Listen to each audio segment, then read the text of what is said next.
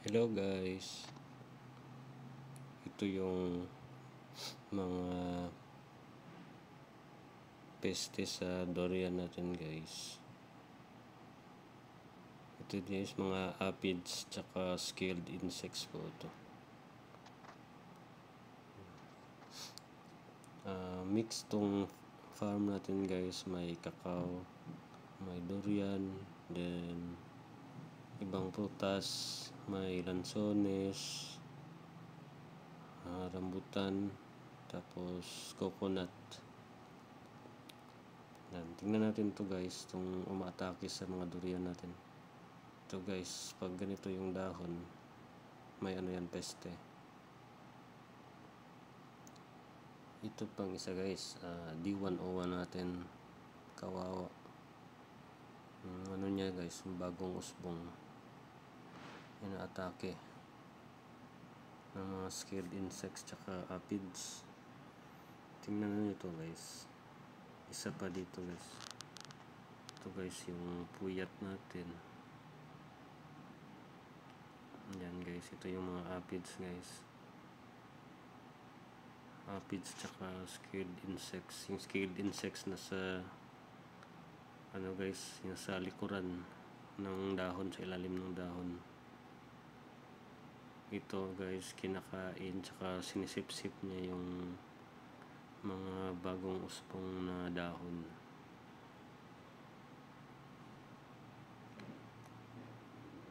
Itong puyat to guys, na to, 2 years, kaso maliit kasi hindi natin masyadong naalagaan. Sa isang buwan, isang beses lang ako makabisit dito. Tapos bumili tayo ng ng grass cutter para ma-maintain yung mga damo dito guys. Ito, grass cut lang natin. Isa pa to guys, inatake ng scaled insects tsaka aphids. Mamaya guys, mag-e-spray tayo. Nakabili ako ng insecticide, karate. Mag-mix tayo ng karate, tapos fungicide na copper base, tsaka foliar fertilizer. Isama natin yung tatlo. Ito na guys, nag-spray na tayo. Ang gamit ko guys is knapsack lang na chargeable.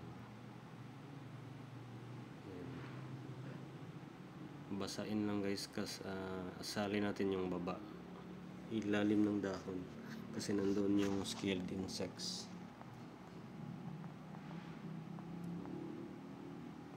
Ito pa guys, ito yung D101 natin na 1 year old. Last year ko lang ito tinanim. Ito naman is mga 2 years old na puyat, masyadong napabayaan. Kaya ngayon i-maintain ko na to, grass cut tayo para wala siyang kompetisyon sa sustansya. Tapos maintain din natin yung aphids natin tsaka yung scaled insects. Ayan, isali natin yung spray sa ilalim guys.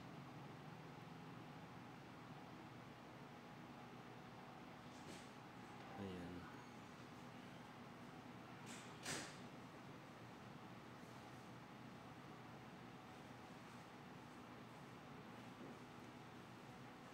Spray lang din guys.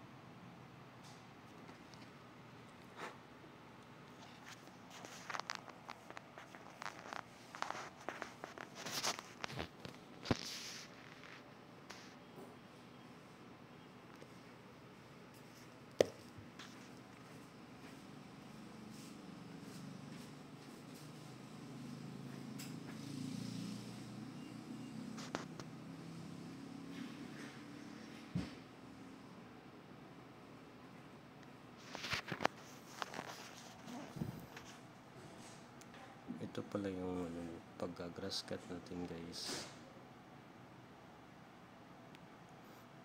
Ang grass cutter natin guys, nabili ko to sa Shopee.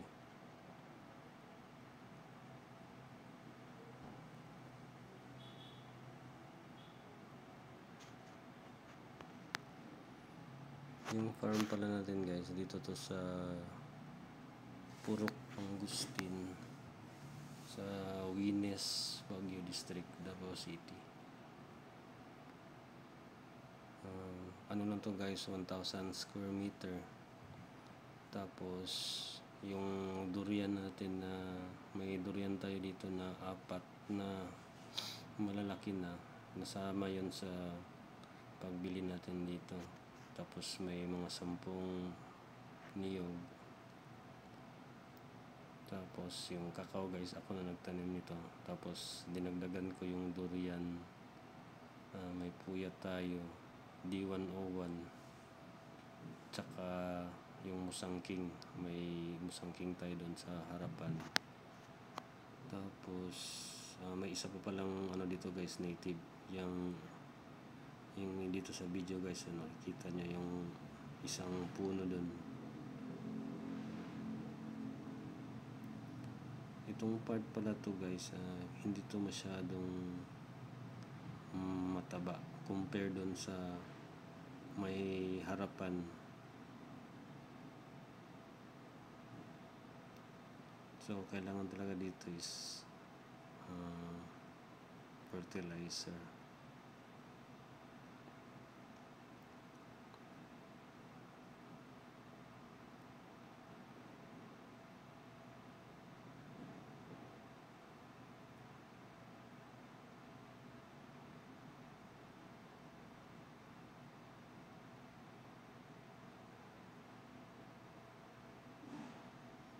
Tapos ito guys is mga 600 meters above sea level. Medyo malimig dito guys. Paanan to ng Mount Talumo, o yung mountain range na katabi ng Mount Apo. Dito din yung guys, yung mga famous na farms ng durian. Yung Belvis Farm. Sino pa ba yun?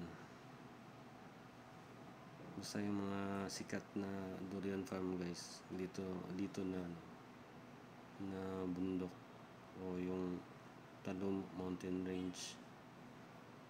Ang marketing ng nito sa China, foothills of Mount Apo.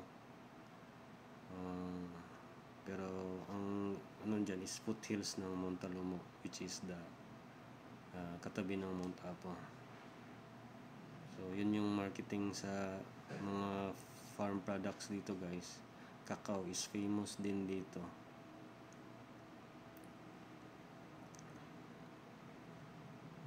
Iba din yung lasa ng kakao dito guys. Famous din guys, world class.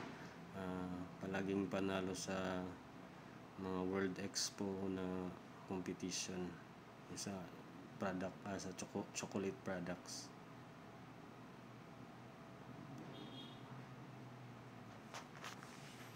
Tapos yung Malagos guys, Malagos Farm, yung sikat na